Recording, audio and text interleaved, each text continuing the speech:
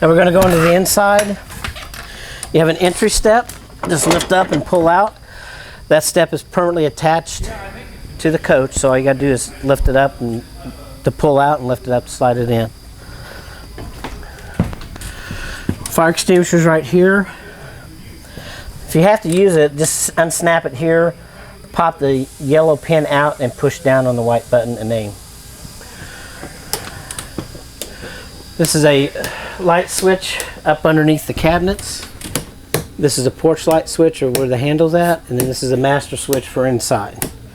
So when you come into the coach, you can have lights. This is where your TV is going to go. You got 110 receptacles here, and then you have your antenna jack or your TV jack here.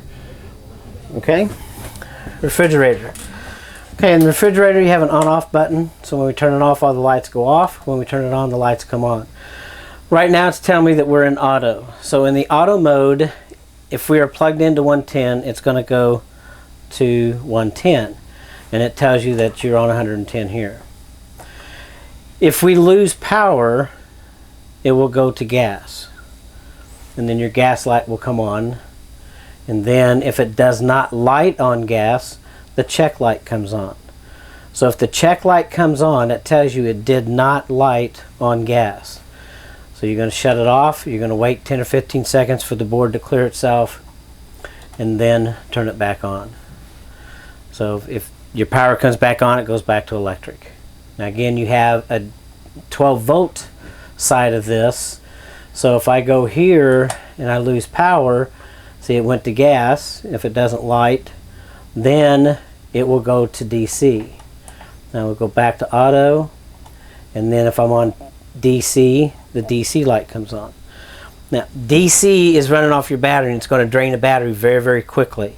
DC is designed to maintain what the refrigerator is at. So in other words, if you start a refrigerator on DC and the refrigerator's hot, it'll drain the battery before it will cool the refrigerator. So you have to cool the refrigerator down first before you go to DC.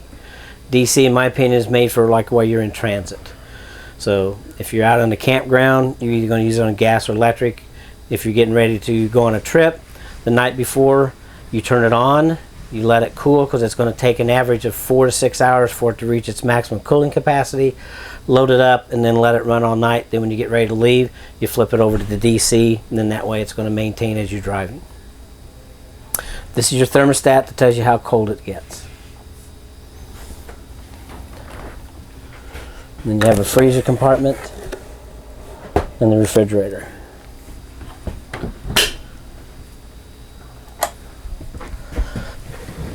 Storage down here. Bathroom. On your lights, you have a little switch right here. You just push it, the light comes on or off. Shower, toilet. You have a foot pedal here. You push it down to flush, and then when you release it, it stops.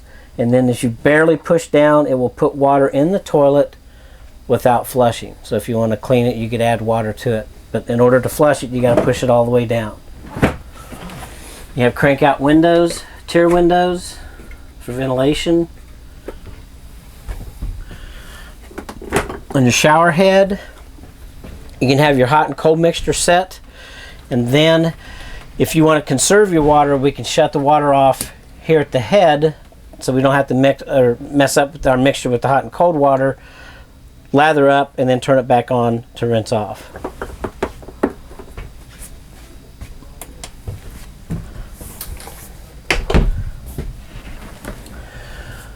This is the thermostat for the furnace. You have a on-off switch here at the top. So you're going to flip it to the left in order to turn it on. Now that switch is very, very tight, so make sure that you get it over. If it's all the way over here to the right, it will not work. So in order to use it, you got to have this switch over to the left. You set your temperature control right here. Then the fan will come on the furnace. And then in about 10 or 15 seconds, you'll hear a clicking noise, and that's the ignition side, and then it will start heating. Now I can leave my temperature set here and turn it on and off here. This is what we call the monitoring panel. So you have water pump, So if we filled our tank from the outside and it says freshwater tank, if we fill that tank up from the outside, these lights will come on. So it says lower empty, which is the empty side. This is your tank.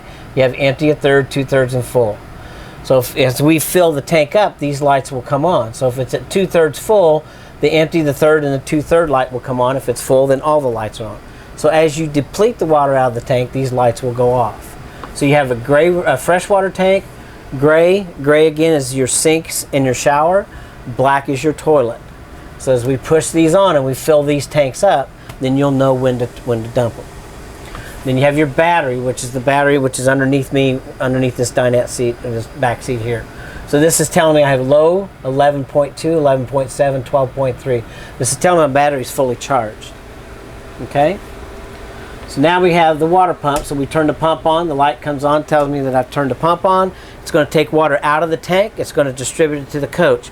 The toilet, the shower, sinks, hot water heater, and when the system is completely full, the pump will automatically shut off. And then as you open up a faucet to relieve the pressure, the pump automatically kicks in, provides you with water. When you shut the faucet off, the pump shuts off. Now if we hook up to city water, which is the connection next to the tank fill, you will not use the water pump switch. City water is going to give you direct pressure. And again, it will automatically fill the tanks. I mean, as far as your hot water heater, it will not fill the fresh water tank. So when you hook up to city water, it goes to your lines, goes to your tanks, your hot water heater tank, and then when your system's full, it's just constant pressure. This is where we want to use a regulator. The water regulator will keep the pressure down at 45 coming into the coach, and that's what your pump puts out. So I put it on the end that I hook up to the supply faucet so that I keep the pressure down in the hose as well as in the coach. Okay, so now we have water heater. You have water heater gas, water heater electric. So if I want my gas side, I'm going to turn this on. Then this is telling you that you're on the gas side. And if you go to the electric, you turn the electric on. Okay. Now some people say, can you use both of them at the same time? Yes, you can. You're not going to get, in my opinion, you're not going to get much of more of a faster recovery, but you can do it. It's just not really logical. All right. So if you want the electric, turn the electric on. If you want your gas, turn your gas on.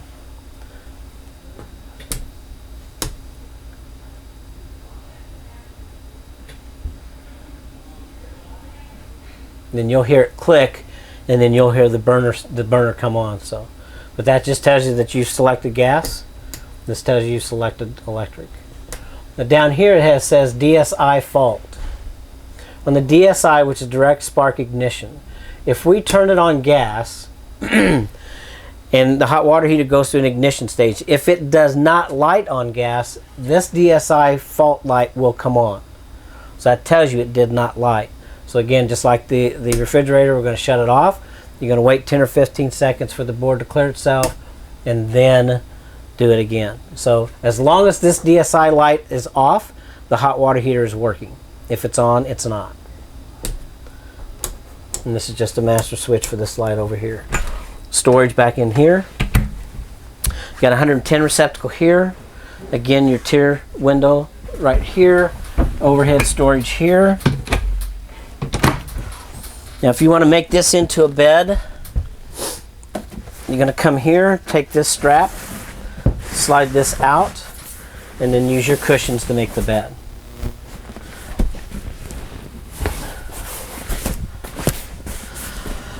The battery is underneath this panel right here. So you'd have to take these cushions off, lift this panel off, your battery is right here. So you have a converter, which is right here. And what the converter does, it takes 110 and reduces it to 12 volt.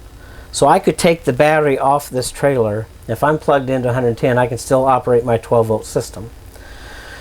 You want the battery in the coach while you're using it because this converter cannot keep up with the output.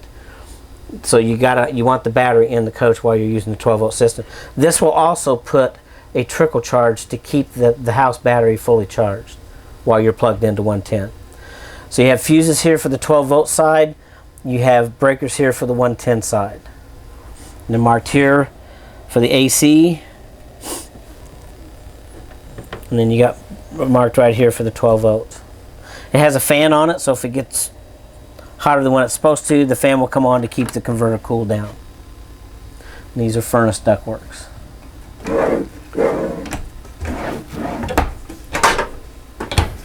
Microwave has the turntable.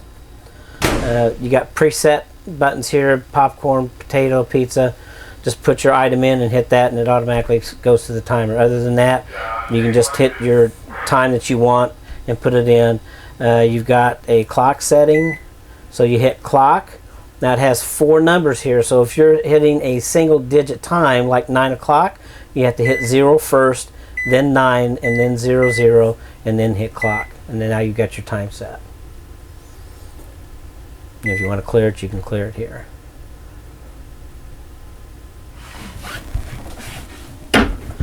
Stovetop burner, it has a piezo igniter.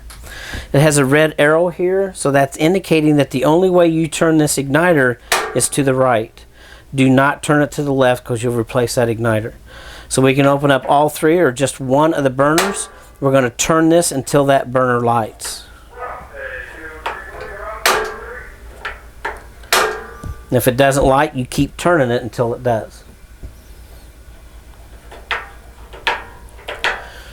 Overhead exhaust fan, light over the stove. Another storage compartment here.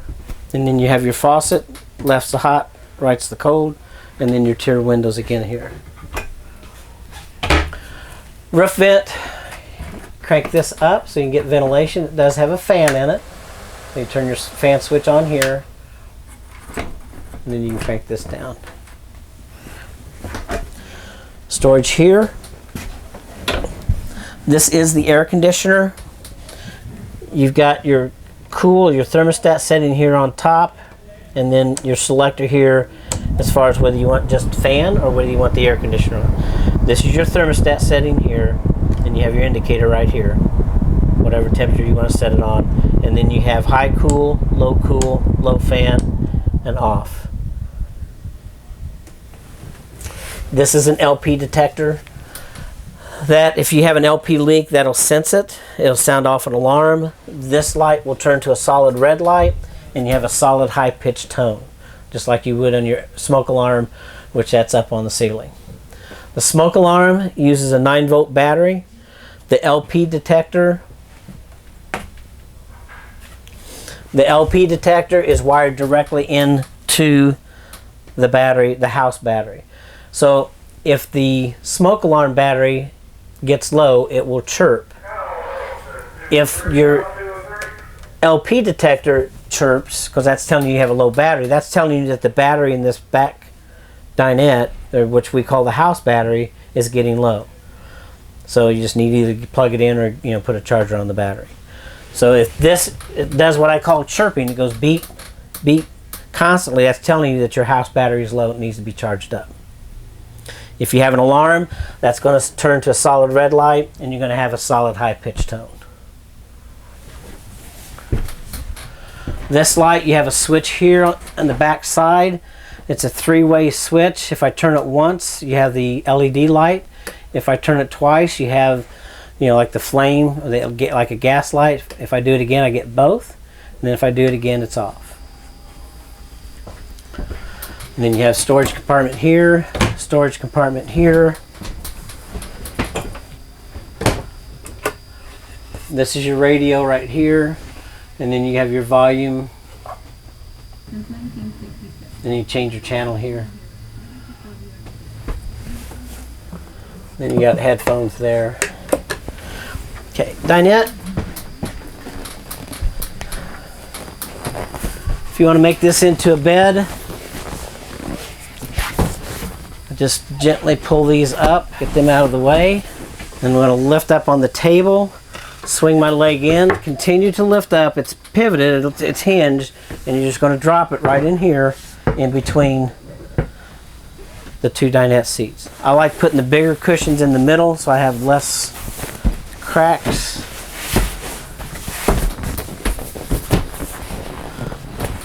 And then you have your bed. Underneath this seat is storage. Again, you can get to this from the outside or you can get it to here from the inside.